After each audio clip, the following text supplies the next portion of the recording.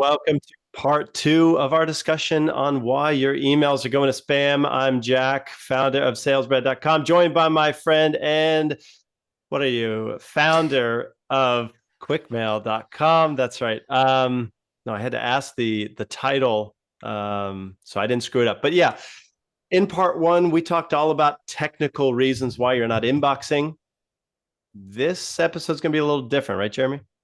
Yeah, that's going to be your episode mostly. Well, technical is my side, the brain is your side, so it's going to be about like more strategical approach on how to actually make sure you're inboxing because the technical part is important. It's mandatory, I would say even, but so is your approach of your cold email.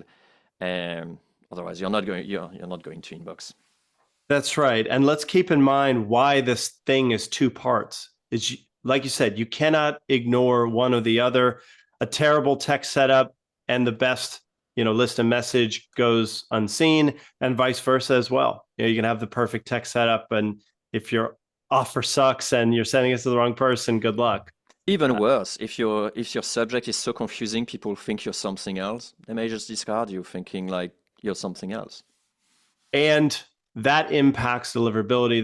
That impacts more than just your reply rate. It could lead to more messages going to spam. But as we get started, Jeremy, can you throw 10 minutes up on the Zoom Boom. timer, and we'll carry on. All right. Here we go. So I pressed Jeremy for a controversial thought. You hated it, but I still like it. I asked him, I was like, hey, do you think Elon Musk has a deliverability issue? And Jeremy says yes, but in reality, think about this. I would wager that people like talking with Elon Musk because he's famous, right? You could pick up a less controversial person because it's very polarizing. No, I like it. No, I like it. Yeah, I mean, it. I'll be okay as well to receive an email from him, but I think some people will not, and so it doesn't matter. Like it. The point is, look, here's the point. If you're Elon Musk and a lot of people want to reply because they're excited to hear from you or they hate your guts, you will have no problem. Those replies are an indicator to today's best spam filters to say, wow, when this sender shoots off an email, people tend to engage, and that's a good thing. That means when they send, we're going to choose to inbox them. More or less, that's kind of one of the signals, right, Jeremy? Yeah, I would agree with that, definitely. Mm-hmm. And it probably would be challenging to find a deliverability professional that says engagement is not part of the algorithm to get your emails inbox. So the point is, we are not famous, or maybe if you're listening, good for you, but let's give tips for the rest of us. What's up, Ellen? Right? You have to figure out how to increase your engagement rate. Frankly, I'm looking at reply rate. Yes, clicks matter, but so do engagement on the other side of the spectrum, like number of people that hit the spam button. That's a negative engagement that will crash your deliverability. So the point is, what can you start to do in order to get more engagement from the cold prospects you reach out to? And that's this conversation. Okay, so I'm going to surprise you, Jeremy. I'm not going to start with lists today. Oh no, I'm so disappointed. I know. I know. No, let's just think about the offer. Okay. One email, Jeremy says, "Are you free tomorrow for a 30-minute demo?" And another says, "Can I mail your team a box of sweaters so that you can just see for yourself the quality of our apparel?" Free of charge. Yeah. There you go. There you go. Both are intro cold emails. One of them right off the bat is more valuable and therefore will enjoy a higher reply rate and therefore will enjoy better deliverability, right? That's a fair point. So you're basically sacrificing, in a quote unquote, the sales cycle time for getting better deliverability.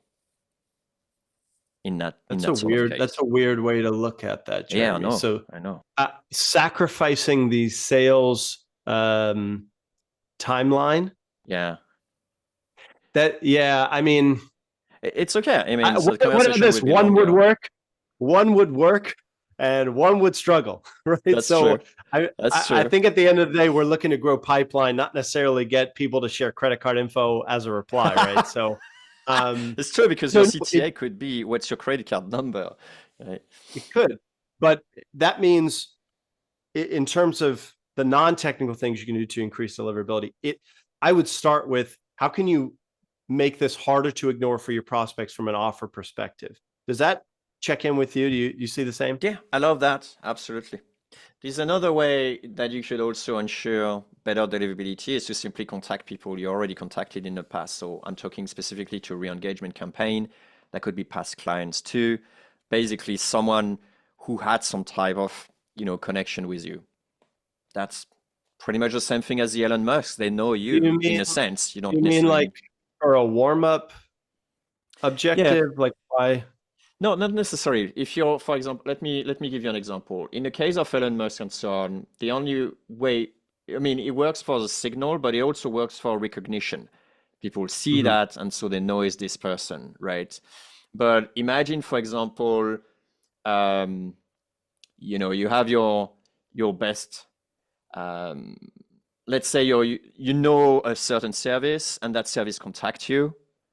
You have a more chances of doing better Yeah. deliverability for that reason, right? So how would you get that list, Jeremy? Well, that's your job, Jack. That's not mine. But that's the but there is like Hold on, different I'm ways. listening here. I'm like, cool, Jeremy. Now what? There's We can different go ways of into it. achieving this. So let's say, for example, I get my past clients who worked with me for a long time, and then I just re-engage them. So this is my list. There's a higher chance that I will land in inbox because in the past we had some exchange, or because they know already our brand, or they had some messages from our brand, right? That's an Mm. easy way. Of course, it's not cold outreach, but I don't Yeah, think it should be like necessarily scrap because it's still outreach as a campaign, right? fair enough. Called a Okay. re-engagement campaign Um, for a reason. Fair enough. Okay. So contacting people that know you makes for a better chance to not end up in spam. Yeah. I agree with that, Jeremy. I So got I got the thing actually. You asked me how. For a while there was that sort of hacking tip or tactical stuff that actually people were like sending a lot of ads specifically targeted at a certain group, and then they hit that group with cold outreach after. there you go. So you could pre-warm your list with That's ads. You right. can do this using LinkedIn, Facebook, Exactly. Any other basically channel. Meta. Exactly. And the input would be a list of the target emails, and you would pay to serve ads to those people. I think in order Correct. to make this work, have a bigger list, Yeah. and give those ads enough time to serve the impressions. Yeah, we know that works. I love that tip. So before we move all the way away from messaging, just keep in mind that it's not just the offer that can be sweetened. There's credibility, social proof that you can use to get people to believe this offer, to believe the benefits that you mention. So I'm going to piggyback. Instead of reaching out to people that know you, you could name drop logos that are likely to be familiar to your prospects in order to increase replies and then deliverability. It's weird. Isn't this a discussion of like, you want better deliverability, increase reply rate. You want better reply rate, increase deliverability. They're like very much one and the same here.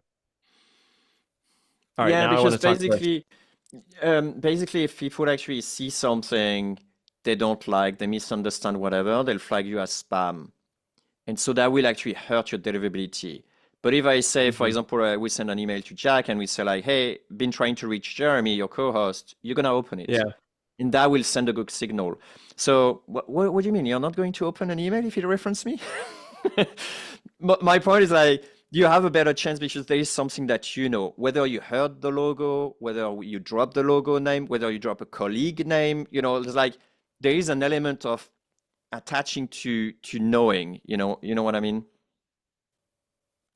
Or familiarity. recognition. Yeah, familiarity. Hmm. That's the word. Thank you, Jack, for Cool. being helpful here for me. Sure. So look, let's go into the list building world. And by the way, if you're like Jeremy and you hate list building, head over to salesbread.com. We'll bring you a lead a day and do everything for you. And if you're an agency looking to send with the absolute best cold email platform, that's quickmail.com. Don't be silly. Go and get your free trial. All right. Now with Deliverability AI. So let's talk list. So in the beginning, I mentioned, like, what about that call to action for a 30-minute demo? The reality is, if that message went to a CEO who was currently having her hair on fire trying to solve this problem that your demo solves, that's going to work no problem at all. And therefore, for the past 7-8 years, Jeremy and I have been encouraging you, listener, to pay close attention at how you list build, because it is going to be able to single-handedly increase your replies and deliverability rate if you can only send to people likely to be interested. But that's not enough. I want you to be listening and saying, that sounds great, but how the hell do we do this? And let me give you a couple. I'll tell you a quick story. I had a mini consult today. They told me they were selling to SaaS companies. And I said, Ron, that's pretty broad. Tell me about the last 10 that you worked with. And as these words and profiles started to come up, I said, okay, let me stop you for a second. So you're saying these are mostly SaaS companies with a really high ticket item. They're selling something 25 grand and up. Is that right? He's like, yeah. I was like, okay. So is it safe to say these are not SaaS, but enterprise SaaS? And he's like, yes, that's correct. Okay, cool. So now you've just taken 80% of the market. And so you're a little better. It goes a step further and you say, okay, so who did you actually speak with? Oh, it's always the head of product marketing. And I said, so does that mean they have like a product marketing team of more than two? And they're like, actually, yes. So, okay, great. Now whittle that away with now enterprise SaaS that have product marketing of 2 or more. And so now you're starting to build a list that looks very much like your customers did when they started working with you. And that's the work that goes into building a better list. And the nice thing is, if you're great at list building, you can be average to mediocre on your offer or even your messaging and still get by. The magic is when the two come together, and that's a big component of whether or not your emails go to spam. I agree. The other thing that I would say is, I mean, you're gonna say me, yeah, and how would you do that? But it's like, sending an email to someone who has a bleeding neck problem, and they realize right away, in your title or in your, subject line that, this is what they need. Let's say, for example, you've just been hit by Google, ACO problem, whatever. Suddenly, you have no traffic to your stuff, and then you receive an email that says like, hey, by the way, we do free auditing for SEO, and we help people, recovering for Google hammering them. You bet I'm going to say like, hey, tell me more. But here's the beauty, Jeremy, is with a Semrush subscription, you could just plug in domains and use their API to see who's seen a 50% dip in traffic over the past 60 days. So you don't have to wonder. Like, I wish more people knew that you can send to a good list. It's just a matter of thinking, what are the signals and how can you detect those signals? And then you're going to have such an advantage over everyone else. So I think it's fair to say, or is it fair to say, Jack, that in order to keep good deliverability, you have to have a good list. Otherwise, ready for what I'm going to say? Go for it.